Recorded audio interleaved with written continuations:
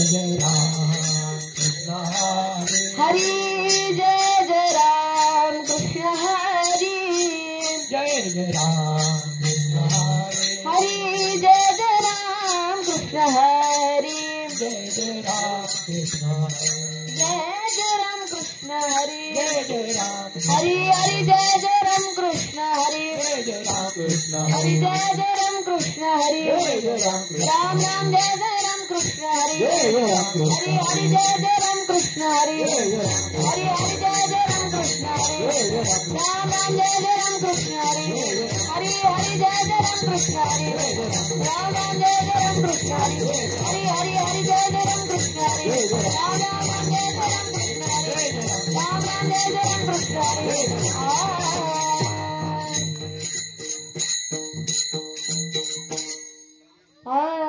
रूप पाहता लोचनी रूप पाहता लोचनी रूप पाहता लोचनी रूप पाहता लोचनी रूप पाहता लोचने रूप पाहता लोचने रूप पाहता लोचने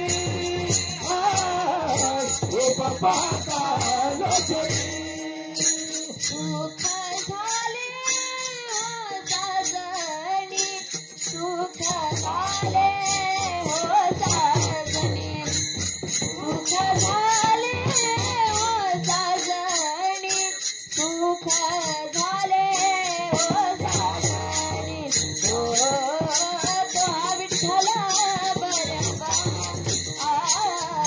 तो विठ्ठल बरवा तो विठ्ठल बरवा तो विठ्ठल बरवा तो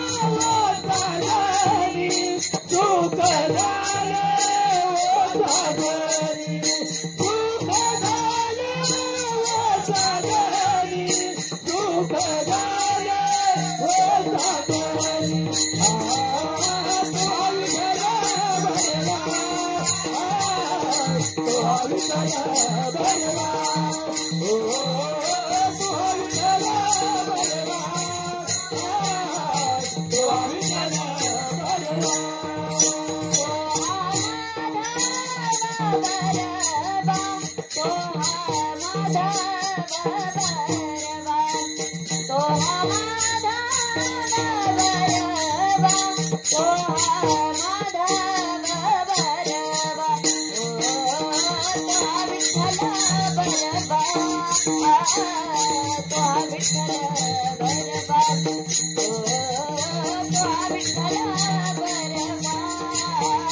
बरवा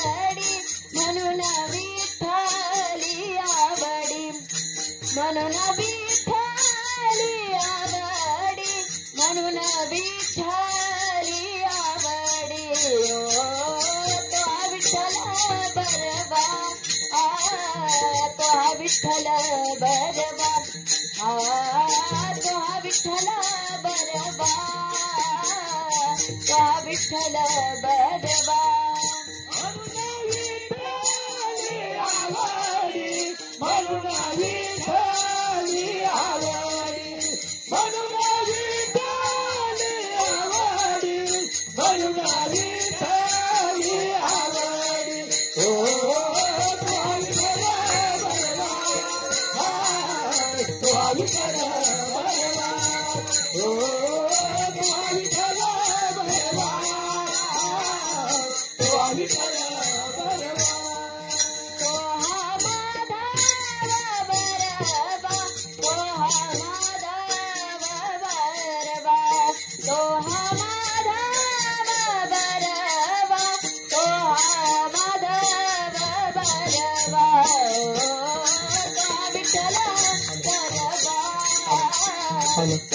विठ्ठल बरवा ओ तो विठ्ठल बरवा तो विठ्ठल बरवा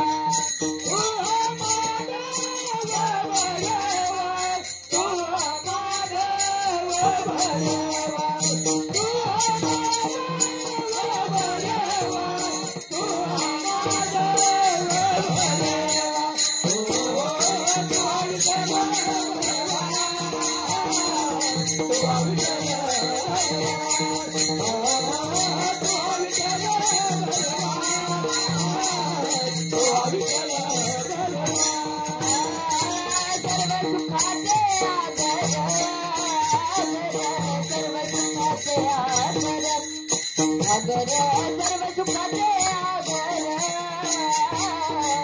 सुखाचे आगर सर्व सुखाचे आगर सर्व सुखाचे आगर सर्व सुखाचे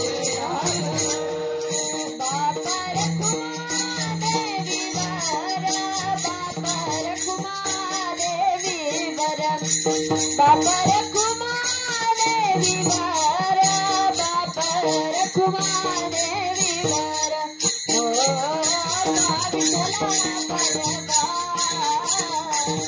विठ्ठल बरवा विठ्ठल बरवा विठ्ठल बरवा बापर कुमारे विवर बापर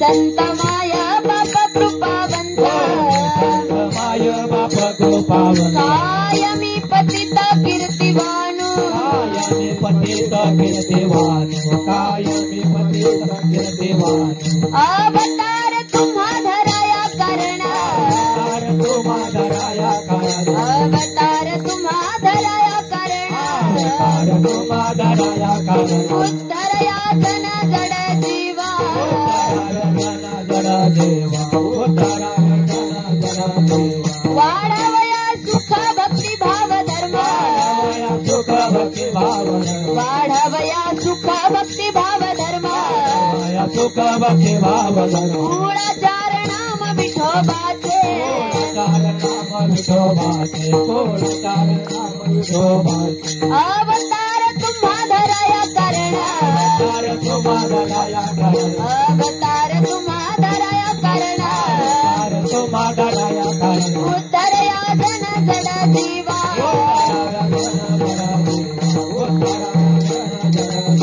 तुका म्हणे गुण चंदनाचे अंगी तुका म्हणे गुण चंदनाचे अंगी तैसे तुम्ही जगी संत जना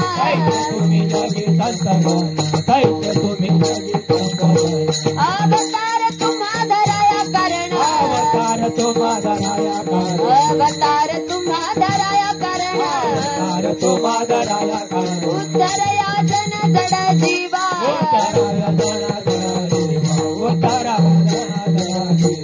विठोबार खुमाये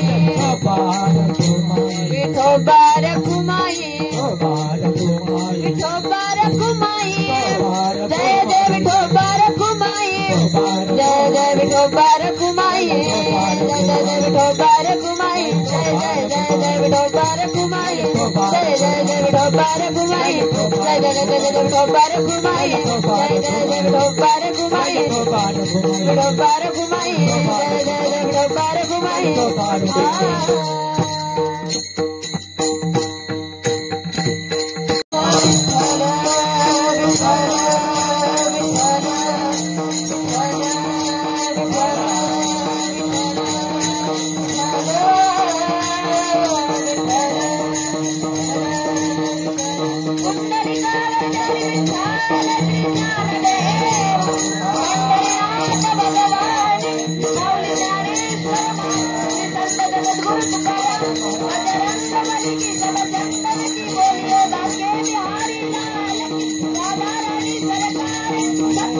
शिवाजी महाराज धर्मवीर संभाजी महाराज श्री संत कवी महिपती महाराज की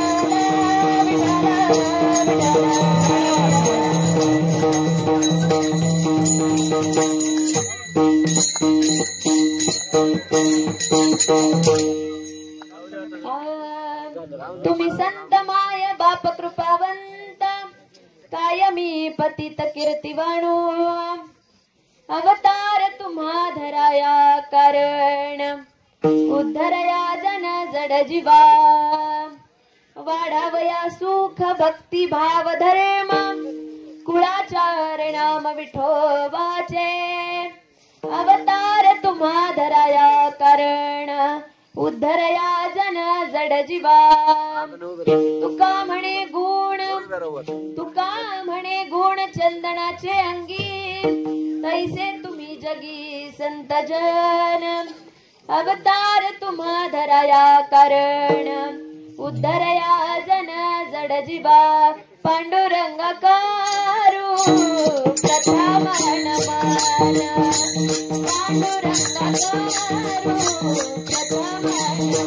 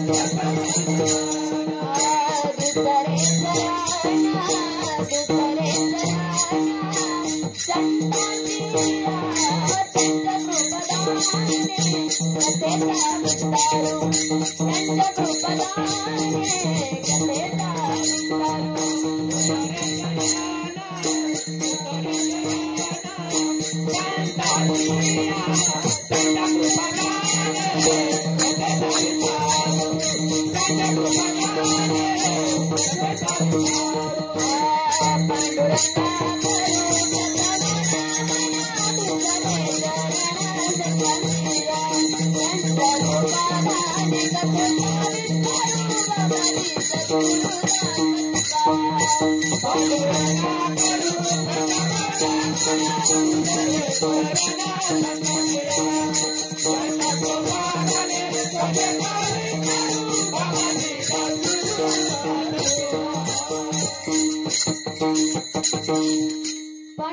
करू प्रथम नमन दुसरे चरण संतांची त्यांच्या कृपादाने कथेचा विस्तारू बाबाजी सद्गुरु दास तुका जयांचे केली स्मरण होय सकल विद्यांचे अधिकरण तेची बंधू श्री चरण श्री गुरूंचे ते नमस्कार आता मी कला कुसरी काहीच ने बोलतो वचने अति भाविका एका जनार्दनी तुमचा दास त्याची आस पुरवावी माझी वाणी तुझे वर्णी गुण नामा ऐसे देई प्रेम काही कळा मस्तक हे पायावर या वार करी संतांच्या महायोग पीठे तटे भीमरथ्या वरम पुंडरी काय दातुम मुनिंद्रे समागत तिष्ठन्तमानंद गंधम परब्रह्मलिंगम मध्ये पांडुरंगम अलंकापुरी रम्य सिंहासनस्थम पदांबोज तेजस्फुरदिक्प्रदेशम विधीन्द्रादिदेवैः सदा स्तूयमानं समाधिस्थमूर्तिं भजे ज्ञानदेवम् ॐ नमो भगवते वासुदेवाय ॐ नमो भगवते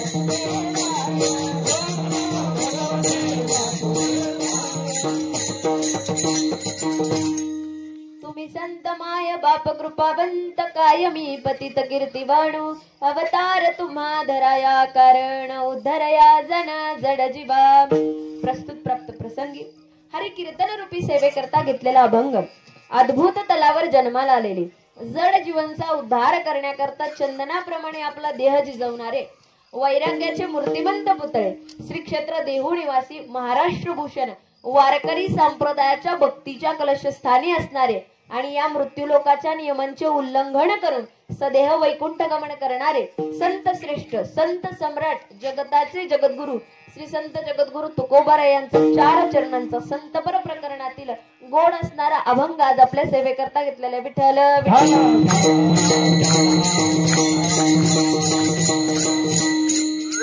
तर या अभंगामध्ये जगद्गुरु तुकोबाराय वर्णन करून सांगतात ते म्हणजे संतांचं संत कसे आहेत नेमकी संतांनी या ठिकाणी या मृत्यूलोकात येऊन नेमकी काय केलं याचं उत्तर देणारा हा विषय प्रतिपादन करणारा आजचा हा अभंग आहे जगद्गुरु तुकोबाराय म्हणतात संत कसे आहेत माहितीये संत माय आहेत संत बाप आहेत आणि संत कृपावंत आहेत तुम्ही संत माय बाप कृपावंत आणि जगद्गुरु तुकोबाराय स्वतःला पतित म्हणून घेताय की म्हणतात मी पतित आहे मी अनाथ आहे मी अपराधी आहे आणि मी तुमची कीर्ती काय वर्णावी तुम्ही संत माय बाप कृपावंत काय मी पतित कीर्तिवान मी पतित तुमची काय कीर्ती वर्णन करणार आहे का बरं कारण तुमच्या संतांचा अवतार कशासाठी झालाय कारण तुम्ही जे संत आहात तुम्ही संत काय करताय तर या जीवनामध्ये या मृत्यूलोकामध्ये जे सगळे जण आहे जड आहे जीव आहे तिघांचाही उद्धार करताय अवतार तुम्हा धराया कारण उद्धरया जन जड जीवा एवढ्यावर संत थांबले नाही तर त्यांनी अनेक गोष्टी या मृत्यूलोकात वाढवल्या कोणत्या कोणत्या गोष्टी वाढवल्या धन संपत्ती अशा सगळ्या गोष्टी प्रॉपर्टी वाढवली का संतांनी नाही संतांनी वाढवलं ते म्हणजे वाढावया सुख भक्ती भाव धर्म कुळाचार आणि नाम विठोबाचे एवढ्या गोष्टी काय केल्या संतांनी वाढवल्या आणि जगद्गुरु तुकोबाराय शेवटच्या चरणात सांगतात की संत म्हणजे कसे आहेत माहितीये जसं की चंदन असावं तुका म्हणे गुण चंदनाचे अंगी तैसे तुम्ही जगी संत जन हा झाला अभंगाचा सरळ सरळ भावार्थ कसं आहे संपूर्ण अभंग सोडवणं शक्य नाही. कारण अभंग म्हणजे काय की जे कधीही भंग पावत नाही. मी कितीही वेळ बोलत राहिले, किंबहुना माझ्यापेक्षा कोणतेही मोठे दिग्गज कीर्तनकार आले आणि तेही कितीही वेळ बोलत राहिले या अभंगावर, तरी हा अभंग सुटू शकत नाही. असे असणारे अभंग आहे जगद्गुरु तुकोबारायांचे. परंतु सरळ अर्थ सांगून गेला जाते की जेणेकरून आपल्याला अंदाज व्हावा की आपण ज्या संतांच्या मार्गाने चाललोय. कारण आपल्या या डिग्रस गावातून श्री क्षेत्र बोजीबाबा डिग्रस ते श्री क्षेत्र ताहराबाद महिपती महाराजांना आपण सर्वजण भेटण्यासाठी चाललोय. आज आपला पहिलाच दिवस आहे आणि आज पहिल्याच दिवसाची पहिलीच सेवा, पहिलीच कीर्तनरूपी सेवा माझ्यासारख्या पामऱ्याकडे यावी. खरंच मी माझं परम भाग्य समजते. खरं तर ही माझी सेवा नव्हती, दुसऱ्या महाराजांची सेवा होती. परंतु झालं काय की अचानक काही कारणास्तव त्यांना येणं जमलं नाही आणि आम्ही घरी निघालो होतो. परंतु आमचे पाहुणे भेटले, आमचे गोसावी दादा भेटले आणि ते म्हणाले की ताई तुम्ही निघालात पण आजच्या दिवस थांबा आणि इथे कीर्तन करूनच जा. मग तसं म्हटलं तर मी बदली ड्रायव्हर आहे आज. परंतु आज माझ्यासारख्या पामऱ्याकडे ही सेवा यावी मी खरंच माझं परम भाग्य समजते. खरं तर मी आले, विचारलं की पहिलं वर्ष आहे तरी पण इतकी एवढी सगळी मंडळी कशी काय. कारण पहिल्या वर्षी मंडळींना जमवण्यातच वेळ जात असतो. किंबहुना इतकी सुंदर साऊंड सिस्टीम असेल, इतके छान असणारे भजनी मंडळ, एवढे सगळे जमले कसे काय. तर मला एक उत्तर प्राप्त झालं. ते असं की या सगळ्यांच्या पाठीमागे जे उभे आहेत ते म्हणजे आमचे रुपनर बाबा. अगदी लहानपणापासून मी त्यांना ऐकते. आमच्या गुरुवर्य आमच्या हरिभक्तपरायण गिरीताई त्या देखील त्यांच्या समवेत अनेकदा कीर्तनासाठी भजनासाठी गेल्या होत्या आणि माझी पण त्यांची भरपूर म्हणजे अगदी मी असेल पहिलीला असेल तेव्हापासून त्यांची ओळख आहे. अगदी तेव्हापासून आणि त्यांचं संपूर्ण परिवार देखील भजनी मंडळात आहे आणि त्यांनी इतक्या सगळ्या लोकांना, सगळ्या असणाऱ्या गावकरी मंडळींना अगदी सोबत आणावं. आणि अगदी बाबांना चालणं शक्य नाहीये परंतु त्यांनी रथामध्ये बाबांसाठी खास खुर्ची ठेवली. कारण कसं असतं, वयोवृद्ध माणसं फार अनुभवी असतात आणि अनुभव जसा व्यवहारात अनुभव कामी येत असतो तसा परमार्थात देखील अनुभवच कामी येत असतो.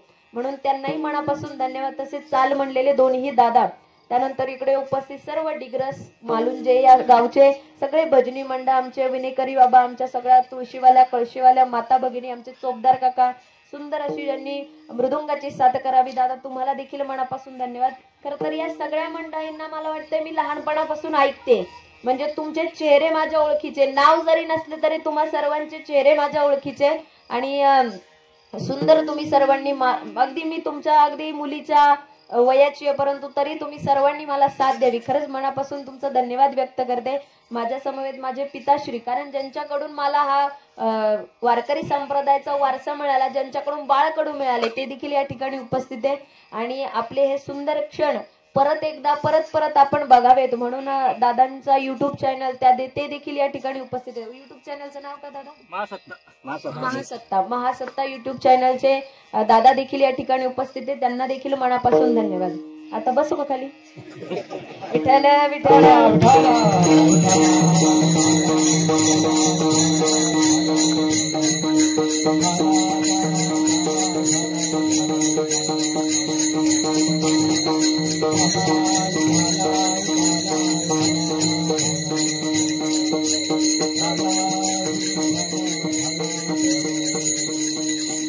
तसेच आपल्या सर्वांना मुक्कामाची व्यवस्था करणारे आणि आपल्या सर्वांना अन्नदान देणारे आजचे अन्नदाते जे राधू कारभारी वाबळेवाडीचे हे ग्रामस्थ यांनी आपल्या सर्व वारकऱ्यांना अगदी आनंदाने आदर सत्काराने ज्यांनी आपल्या सर्वांचं स्वागत केलं आणि आपल्या सर्वांना आजची संध्याकाळची जेवणाची व्यवस्था ज्यांच्याकडे त्यांनाही मनापासून धन्यवाद व्यक्त करते. विठ्ठल विठ्ठल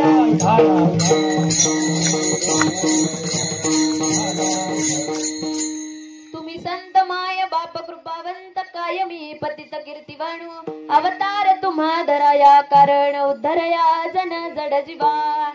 जगद्गुरु तुकोबाराय या अभंगामध्ये आपल्याला वर्णन करून सांगतात ते म्हणजे संतांचं. संतांना फक्त आई म्हणत नाही, संतांना बाप म्हणत नाही, संतांना दोन्हीही म्हणतात, माय आणि बाप दोन्हीही म्हणतात आणि एवढ्यावर थांबत नाही तर संतांना कृपावंत देखील म्हणतात.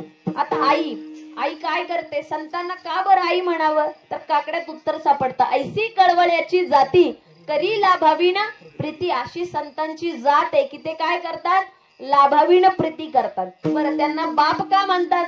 कारण कसं आहे बघा, समजा आपण एखाद्या ठिकाणी निघालोय आणि फार गर्दी आहे, तर त्या गर्दीमध्ये चालत असताना जर आपण आपल्या वडिलांसोबत असू तर आपले वडील काय करतात, आपल्याला उचलून घेत असतात. अगदी लहान, समजा 4-5 वर्षापर्यंत किंबहुना अगदी 10-12 वर्षापर्यंत आपण जर थकलो भागलो तर काय करतात, आपल्याला आपले वडील उचलून घेत असतात, कडेवर घेतात, खांद्यावर घेतात.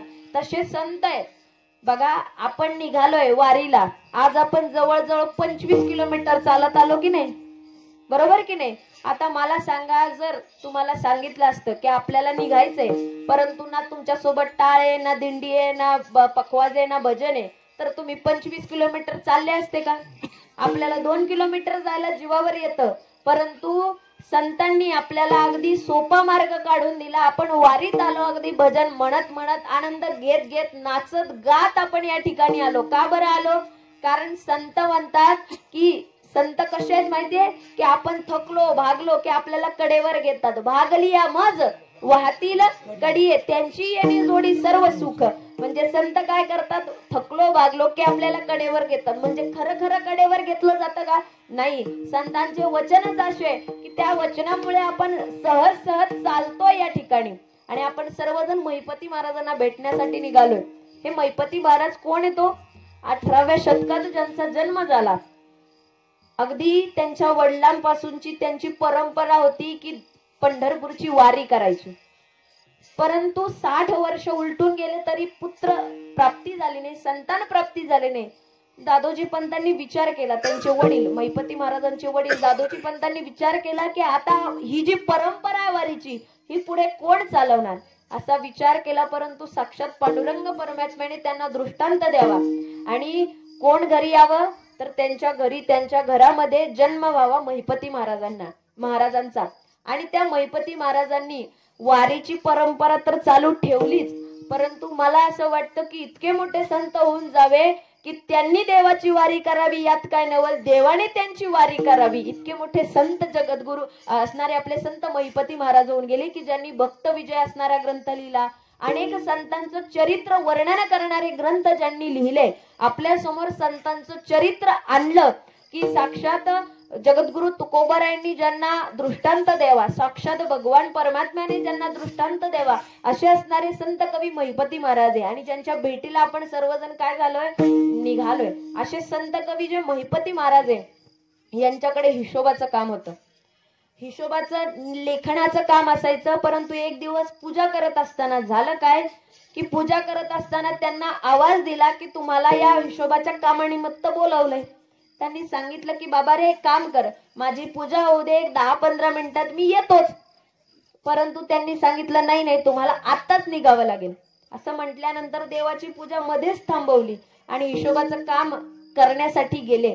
परंतु तिकडून येता येताच त्यांच्या मनामध्ये विचार आला की या जीवनामध्ये आपल्याला 2-2 नोकऱ्या करता येणार नाही. एक नोकरी जी हिशोबाची करत होते ती नोकरी आणि देवाची नोकरी दोन्ही करता येणार नाही. मग त्यांनी विचार केला की नेमकी कोणती नोकरी करावी.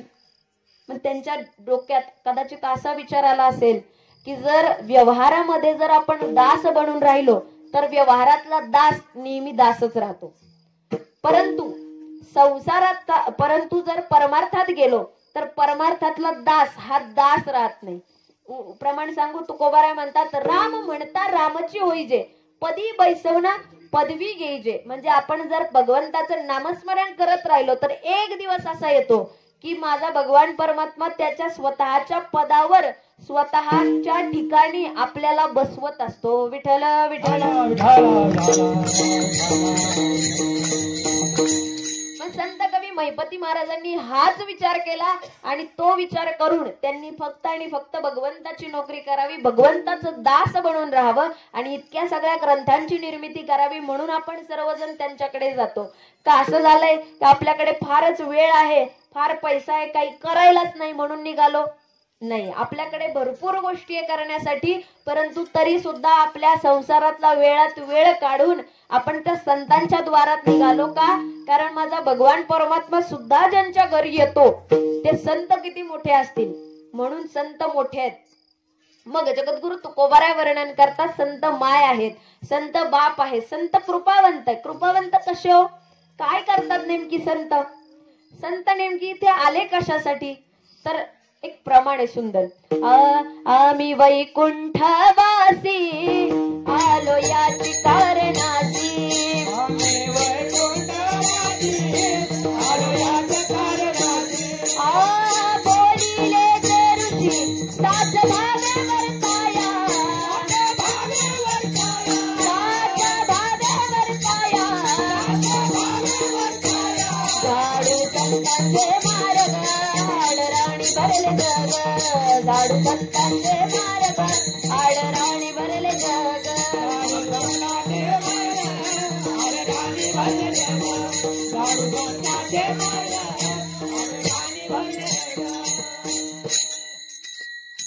आम्ही वैकुंठवासी आलो याची कारणासी. कशाच्या कारणासाठी आले?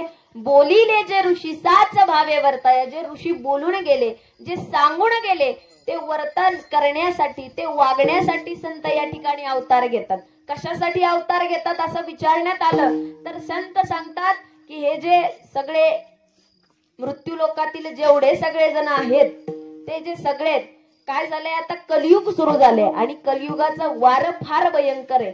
मग त्या कलियुगाच्या वाऱ्यामध्ये सगळेजण होरपळून जाऊ नये याच्यासाठी आम्ही अवतार घेतो. कशासाठी अवतार घेतो? या कलियुगातले माणसं या कलियुगाच्या वाऱ्याने होरपळून जाऊ नये म्हणून आम्ही अवतार घेतो. अजून कशासाठी अवतार घेतो? आपल्या सर्वांवर कृपा करण्याकरता अवतार घेतो. संत इतके कृपावंत आहेत, इतके कृपावंत आहे. एक सुंदर दृष्टांत सांगते निळोबारायांच्या जीवनामध्ये घडलेला. एक दिवस निळोबाराय स्नानाकरता गंगेवर गेले. गंगेवरून येत असताना त्यांना दिसलं की एक असणारा विंचू, तो विंचू पाण्यात पडलाय. आता संत आहेत, ते कृपाळू आहेत, ते फार दयाळू आहेत. त्यांनी विचार केला की बिचारा बुडून मरून जाईल, म्हणून त्यांनी पटकन हातात घेतला आणि बाजूला टाकला. तो हातात घेतला तर जो विंचू आहे त्या हातात घेतल्यावर फार गुदगुल्या होत्या की नाही? गुदगुल्या होतात. तो फार चांगला ठणका देतो, हो की नाही? मग त्यांना ठणका मिळाला तरी सुद्धा निळोबारायांनी काय केलं, तो उचलला आणि बाजूला टाकला.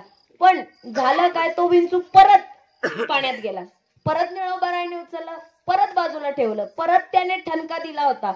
असं 3 ते 4 वेळा झालं तरी सुद्धा माझे निळोबाराय थांबले नाही. त्याचं कारण काय? कारण ते संत आहेत. म्हणून जगद्गुरु तुकोबाराय सांगतात अभंगाचे प्रथम चरण. तुम्ही संत माया बापा कृपावंत, तुम्ही संत माया बापा कृपावंत, तुम्ही संत माया बापा कृपावंत, तुम्ही संत माया बापा कृपावंत. कायमी पतित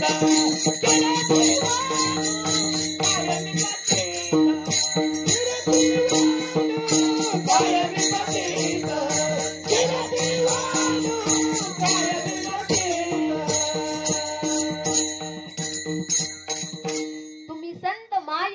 कृपावंत कायमी पतित कीर्तिवानो. जगद्गुरु तुकोबाराय स्वतःला पतित म्हणून घेतात. तर मला सांगा, जगद्गुरु तुकोबाराय पतित, मग आपण कोण? जर जगद्गुरु तुकोबाराय ज्यांनी आपले माथे ठिकाण्यावर राहावेत म्हणून ज्यांनी गाथ्याची निर्मिती केली ते जर स्वतःला पतित म्हणून घेतात, मग आपण काय? असा प्रश्न माझ्या समोर नेहमी उभा राहतो. म्हणून असं वाटतं की संत या जीवनामध्ये किती आवश्यक आहे. आपल्या जीवनामध्ये किती संत काय करतात? आपल्यावर कृपा करतात. मग कृपा करतात फक्त आपल्यावर करतात का? नाही. संत कृपा करतात जनावर, जडावर आणि जीवावर सुद्धा. तुम्ही म्हणाल कसं? मी तुम्हाला सांगते. माऊली ज्ञानोबारायांनी जीवावर कृपा केली. तो जीव कोणता होता माहितीये? रेड्यामुखी वेद बोलविले तो असणारा जीव होता. माऊली ज्ञानोबारायांनी जडावर देखील कृपा केली. ते जड वस्तू कोणती होती? भिंत. ती भिंत चालवली माझ्या माऊली ज्ञानोबारायांनी. आणि जीवावर तर इतकी कृपा केली, इतकी कृपा केली, फक्त ज्ञानोबारायांनी नाही तर आधी करून सर्वच संतांनी या जीवावर एवढी कृपा करावी. का बरं एवढी कृपा करावी? मी मगाशी सांगितलं की माणूस संसारात इतका गुंतून गेलाय, इतका गुंतून गेलाय. किती गुंतून गेलाय माहितीये?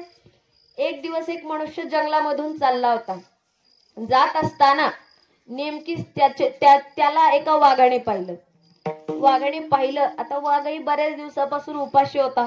त्याने विचार केला, आता इतका मस्त धष्टपुष्ट माणूस दिसलाय, आता काय आपल्याला संध्याकाळच्या जेवणाची चिंता नाही, असा विचार केला आणि वाघ त्याच्या मागे पळू लागला. जेव्हा त्या माणसाने बघितलं माझ्या मागे वाघ लागलाय, तोही अगदी जीवाच्या आकांताने पळू लागला. पळता पळता पळता पळता त्याला एक विहीर दिसली. त्याने विचार केला की वाघ जो मागे लागलाय त्याच्यापासून वाचण्यासाठी एकच उपाय, विहिरीत उडी मारणे. मग त्याने पटकन विहिरीत उडी मारली, पण तो विहिरीच्या खाली अगदी तळाशी नाही गेला. त्याने एक बांडगुळ पकडलं. बांडगुळ माहितीये ना, म्हणजे विहिरीच्या त्या असणाऱ्या दगडांच्या मध्ये मध्ये जे झाडं उगतात त्याला बांडगुळ म्हणतात. त्या बांडगुळाला पकडलं आणि त्या बांडगुळाला पकडून तसाच उभा राहिला. बघतोय की वाघ जो आहे तो गेला की नाही. हळूच डोकावून बघितलं तर वाघ म्हणत होता, तू टेन्शन घेऊ नको, मी इथंच उभा आहे, कारण मी पण 2-3 दिवसापासून उपाशी आहे, त्याच्यामुळे तुला खाल्ल्याशिवाय मी काय जात नसतो. असं कोण म्हणाला? वाघ म्हणाला. मग त्याने विचार केला की आता वरती तर वाघ आहे, मग खाली डोकून पाहावं, कारण बांडगुळाला किती वेळ लटकून राहणार ना, म्हणून खाली डोकावून पाहावं. तर खाली विहीर कोरडी होती, परंतु त्या खालच्या विहिरीमध्ये एक फणा काढून एक नाग बसलेला होता. तोही विचारच करत होता की हा कधी खाली उडी टाकतोय आणि कधी मी याचा चावा घेतोय. म्हणजे वरती वाघोबा, खाली नागोबा, अशी त्याची गंमत झाली. त्याने तो विचार करीत होता की अरे मी वरती जाऊ की खाली जाऊ, परंतु त्याला दोन्हीकडेही जाता येत नव्हतं. पण त्यातल्या त्यात त्याचं नशीब इतकं वाईट की नेमकी ज्या बांडगुळाला पकडलं होतं त्याच्या शेजारी एक झाडाची फांदी होती आणि त्या फांदीवर एक मोहळ होतं, आग्या मोहळ. आणि जसं की त्या बांडगुळाला पकडलं होतं, तो हळू जेव्हा हलला तेव्हा त्या फांदीला धक्का लागला आणि त्या फांदीचं जे आग्या मोहळ आहे, त्या आग्या मोहळाच्या ज्या सगळ्या माशा आहेत त्या सगळ्या माशा काय झाल्या, उठल्या आणि याला चावू लागल्या. म्हणजे काय झालं होतं, वरती वाघोबा, खाली नागोबा आणि मधी आगोबा, अशी त्याची गंमत झाली. आणि इतक्या सगळ्या त्याला माशा चावल्या, इतक्या माशा चावल्या. पण झालं काय की त्या माशा चावत असताना त्या असणाऱ्या आग्या मोहळातून थेंब थेंब करून मध पडू लागलं आणि ते मध नेमकी याच्या जिभेवर आलं. आणि त्याला म्हणजे इतक्या सगळ्या दुःखामध्ये, इतक्या सगळ्या संकटामध्ये ते मध प्राशन केलं आणि त्याला अगदी आनंद झाला.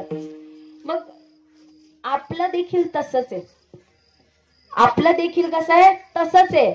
आपण या संसाराच्या या असणाऱ्या रहाड गाडग्यामध्ये फिरतोय, परंतु आपल्याला अगदी थोडं कुठंतरी सुख मिळालं की आपल्याला वाटतं हा संसार फार गोड, कसा, अगदी मधासारखा गोड असं आपल्याला वाटतं. परंतु संत सांगतात की हा संसार कसा आहे, संसार दुःखमूळ चौकडे इंगळ, विश्रांती नाही कोठे, रात्रंदिवस तळमळ. इथं रात्रंदिवस काय आहे, तळमळ आहे. म्हणून संसार करायचा का? कोणी काही बोले ना सुद्धा, करायचा की नाही करायचा? कोणी म्हणताय हो, कोणी म्हणताय नाही. नेमकी काय समजायचं मी?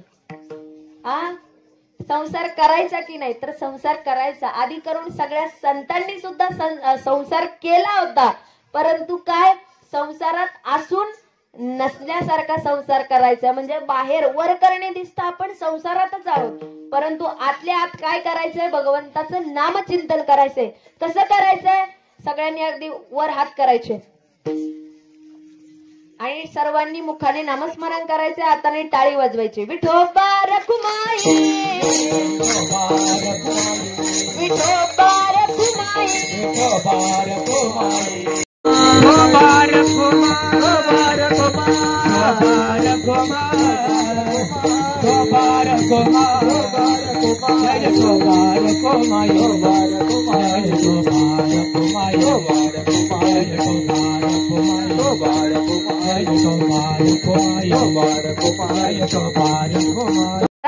परंतु संसारात काय करावं, असल्यासारखं दिसावं, परंतु त्या संसारामध्ये नसावं, मग खरा आपला परमार्थ घडतो. कारण परमार्थ म्हणजे नेमकी काय, म्हणजे माझ्यासारखीने 2 तास तोंडाला फेस व्यवस्थेवर बोलणं म्हणजे परमार्थ का नाही? फक्त काकडा करणं, हरिपाठ करणं म्हणजे परमार्थ का नाही?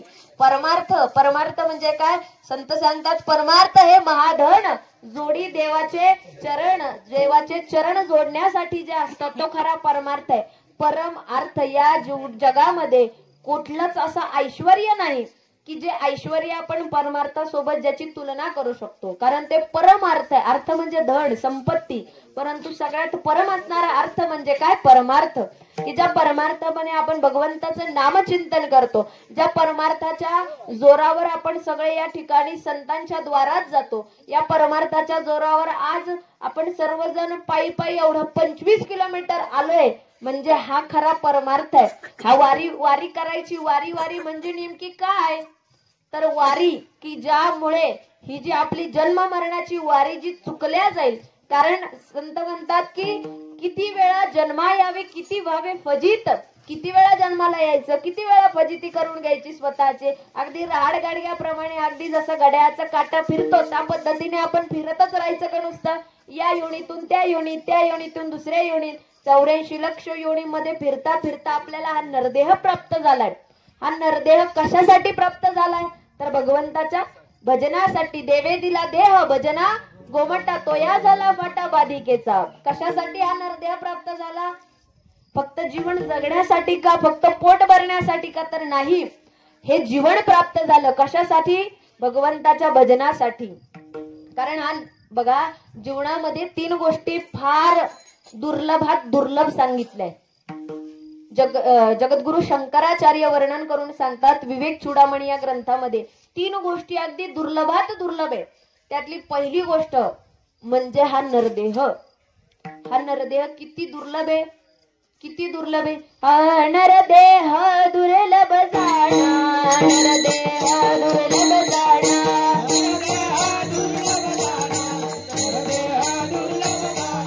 शतवर्षाची गणना, शतवर्षाची गणना,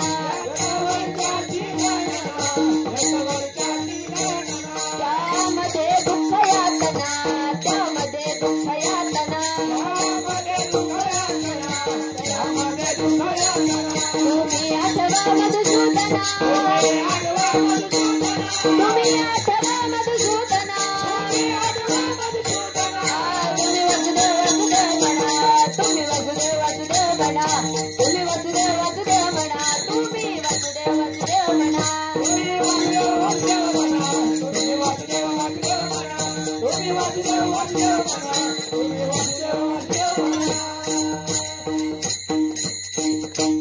नरदेह दुर्लभ जाणा, शतवर्षाची गणना, त्यामध्ये दुःख यातना. कसा आहे नरदेह? दुर्लभ आहे. फक्त दुर्लभ नाही तर हा फक्त 100 वर्षाचा आहे. आणि आता तर 100 वर्षाची सुद्धा गॅरंटी नाही. म्हणून मग आमच्या गुरुवर्य नेहमी म्हणतात, काही लोक म्हणतात ना, ताई भजन करू. काय करू? भजन करू, भजन करू, भजन करू. नाही तर एक दिवस असेच तुम्ही म्हणा, मी नाही म्हणणार. परंतु भजन कधी केलं पाहिजे? म्हातारं झाल्यावर परमार्थ करायचा का? म्हातारं झाल्यावर भजन करायचं का? नाही. भजन कधी करायचं? भजन करो भरी जवानी में, बुढ़ापा किसने देखा है, बुढ़ापा किसने देखा है, बुढ़ापा किसने देखा है. भजन करो भरी जवानी में, बुढ़ापा किसने देखा है. आपण म्हातारा होऊच याची गॅरंटी नाही. म्हणून आता लगेचच्या लगेच ताबडतोब भजनाला सुरुवात करायची. त्यामुळे काय होईल की हा जो नरदेह प्राप्त झाला, या नरदेहाचं काही ना काही चीज होईल. यासाठी काय करायचा? आत्ताच्या आत्ता परमार्थाला भजनाला सुरुवात करायची. पहिली गोष्ट सांगितली मी दुर्लभात दुर्लभ गोष्ट म्हणजे पहिली काय? नरदेह. दुसरी गोष्ट सांगितली मुमुक्षुता. मुमुक्षता म्हणजे काय? तर मोक्ष प्राप्त करून घेण्याची इच्छा. ही दुर्लभात दुर्लभ आहे. प्रत्येकाला वाटणार नाही की मला मोक्ष मिळावाच म्हणून. मग ही मुमुक्षुता जी आहे ती कशी आहे, दुर्लभात दुर्लभ आहे. आणि तिसरी महत्वाची गोष्ट सांगितली, संतांची संगती. संतांची संगती कशी आहे, दुर्लभात दुर्लभ आहे. प्रत्येकाला संतांची संगती घडेलच याची गॅरंटी नाही. आपण सर्वजण भाग्यवान आहोत की आपल्याला संतांची संगती मिळाली. तुम्ही म्हणाल कशी काय, आमच्या सोबत कुठे संत चालतात, आमच्या गावात थोडी संत आहे, आमच्या घरात कुठे संत आहे. तर संत म्हणजे फक्त मनुष्य रूपाने संत आहेत असं नाही. आपल्या घरामध्ये श्रीमद भगवद्गीता आहे, गाथा आहे, आपल्या घरामध्ये ज्ञानेश्वरी आहे आणि हे सगळे संतांनी लिहिलेले ग्रंथ आहे. साक्षात माझा भगवान परमात्मा साक्षात संत त्या ग्रंथामध्ये विराजमान आहे.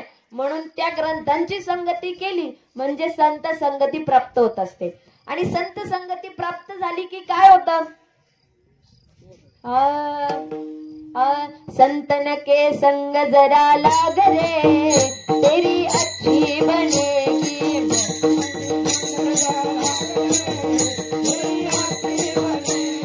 संतन के संग जरा लाग रे तेरी अच्छी बनेगी.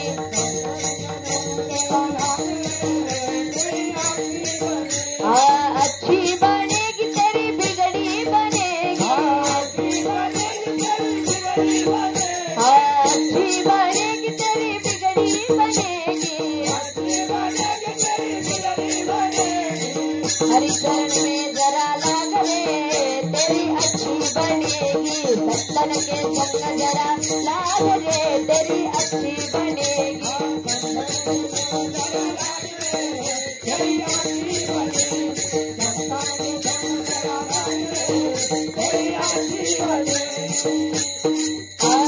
ध्रुव जी की बन गई प्रहलाद जी की बन गई.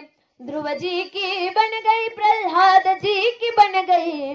हरिचरण में जरा लाग रे तेरी अच्छी बनेगी. संतन के संग लाग रे तेरी अच्छी बनेगी.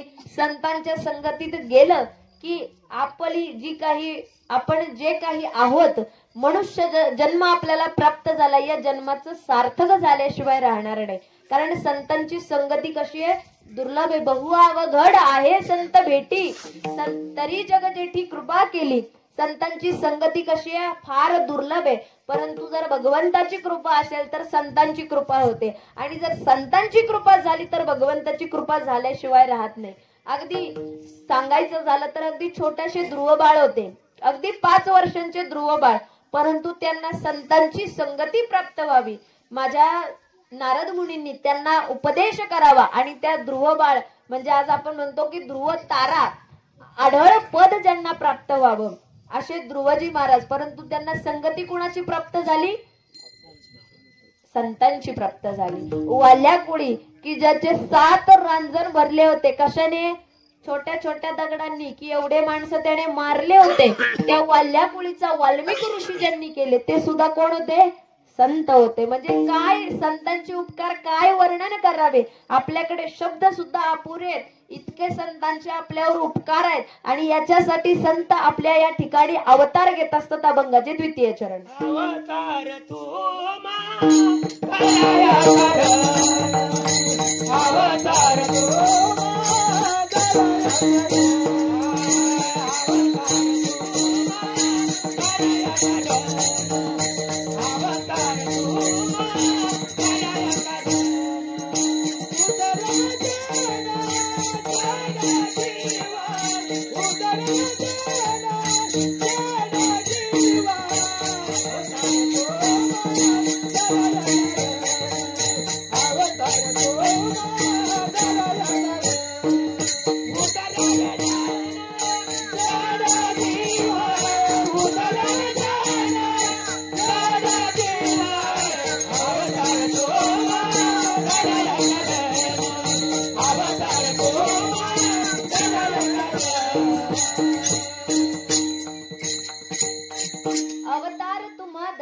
कारण उद्धरया जण जड जीवा. जनाच्या जडाच्या जीवाच्या या सगळ्यांच्या उद्धारासाठी काय करतात संत, अवतार धारण करत असतात. आणि हा अवतार धारण करत असताना ते वाढवण्याचं काम करतात. काय काय वाढवतात, तर संत तुकोबाराय सांगतात सुख वाढवतात. या जीवनामध्ये आपण सर्वजण कशाच्या मागे लागलोय? सुखाच्या मागे लागलोय. सगळेजण सुख प्राप्त करण्यासाठी आहोत. मग हा सुख नेमकी काय आहे? तर सुखरूप ऐसा दुजा कोणी सांगा, माझ्या पांडुरंगा सारिखा तो. सुखरूप कोण आहे? माझा भगवान परमात्मा. भगवंताच्या प्राप्तीमध्ये खरं सुख आहे. मग ते वाढवण्यासाठी आले. वाढावया सुख, त्यानंतर वाढवण्यासाठी आले काय? भक्ती. आपल्या या जीवनामध्ये जर भक्ती महाराणी आली तर नक्कीच आपल्याला भगवंताची प्राप्ती होते. म्हणून वाढवण्यासाठी आले भक्ती. त्यानंतर वाढवण्यासाठी आले भाव. आपण भगवंताच्या प्रती किती भावाने, किती आत्मीयतेने भगवंताची प्रार्थना करतो, त्याचं पूजन करतो, त्याची अर्चना करतो, याला फार महत्व आहे. मग तो वाढवण्यासाठी आले संत. वाढावया सुख, भक्ती, भाव आणि धर्म. तर धर्माचे दोन प्रकार आहेत, सामान्य धर्म आणि परम धर्म. हा सामान्य धर्म म्हणजे ज्या कुळामध्ये, ज्या घरामध्ये आपण जन्माला आलो त्या धर्माप्रमाणे, त्या कुळाप्रमाणे, कुळाचाराप्रमाणे जगणं, याला सामान्य धर्म म्हटलं जातं. आणि परम धर्म म्हणजे काय? की ज्या योनीमध्ये, म्हणजे या मनुष्य योनीमध्ये आपण जन्माला आलो, तर या मनुष्य योनीमध्ये जन्म घेतला असताना आपला नेमकी धर्म काय आहे खरा?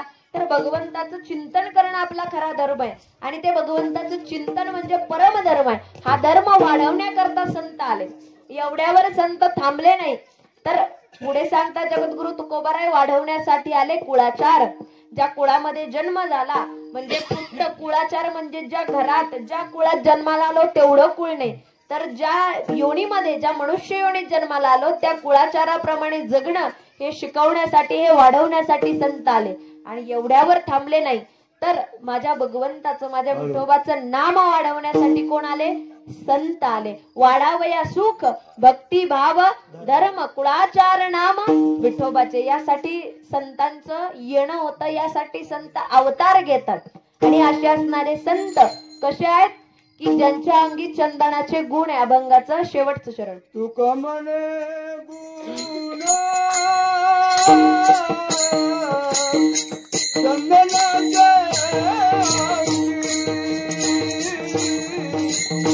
तुका म्हणे गुण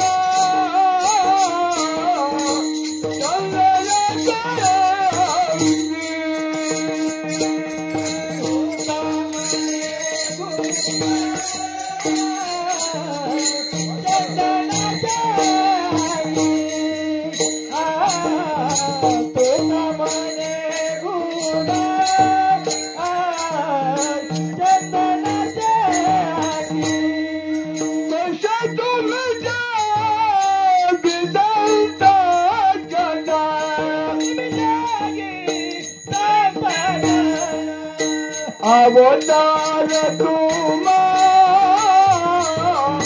जगायता अवतार तुम्हा जगायता अवतार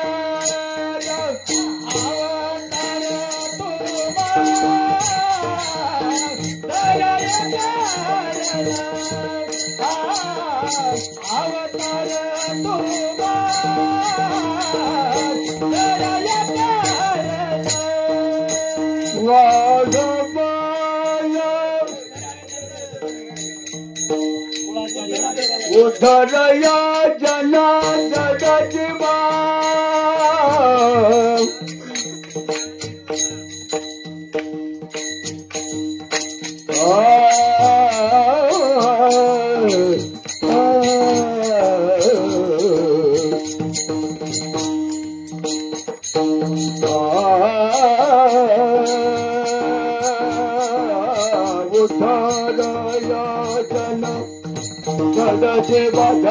देवा उठाया उदारया चला चला देवा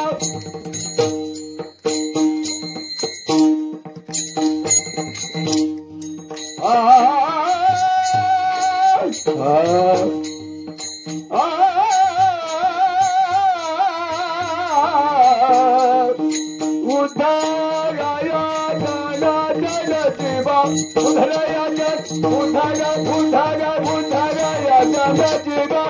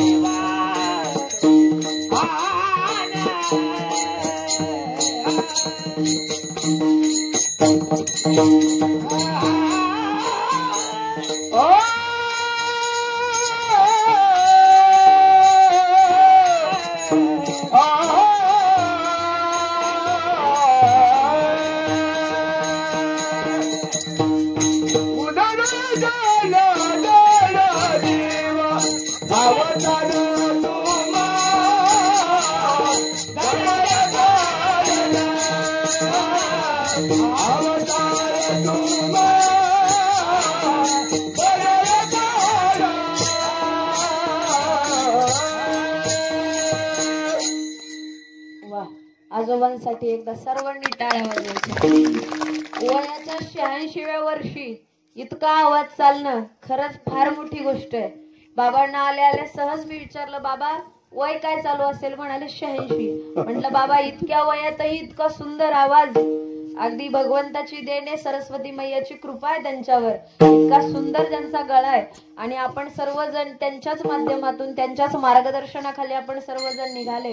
खर तर इथल्या सगळ्या कार्यकर्त्यांनी, आपल्या संपूर्ण दिंडी कमिटीने सांगितलं, ताई इथं कोणीच माझं नाव घ्या असं म्हणणार नाहीये. सगळेजण म्हटले की कुणाचंच नाव घेऊ नका. मग मला असंच वाटतं की हम नाम के नहीं, हम हरिनाम के प्रेमी है.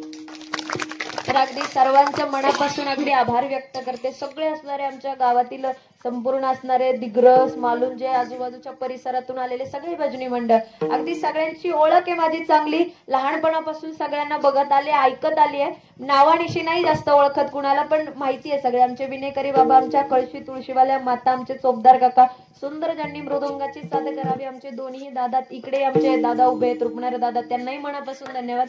सुंदर सिस्टीम ज्यांनी दिली, कारण कसं आहे माझा घसा बसलेला आहे, परंतु सुंदर सिस्टीम की माझा आवाज चांगल्या पद्धतीने तुमच्यापर्यंत यावा, सुंदर सिस्टीम दिली दादा, तुम्हालाही मनापासून धन्यवाद.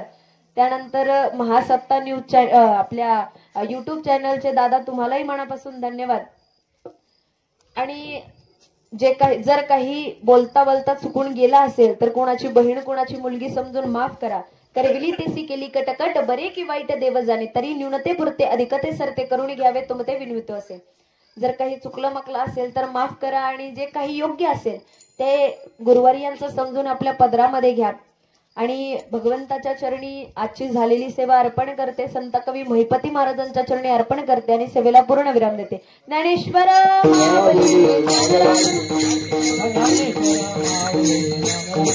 माऊली, ज्ञानेश्वर माऊली,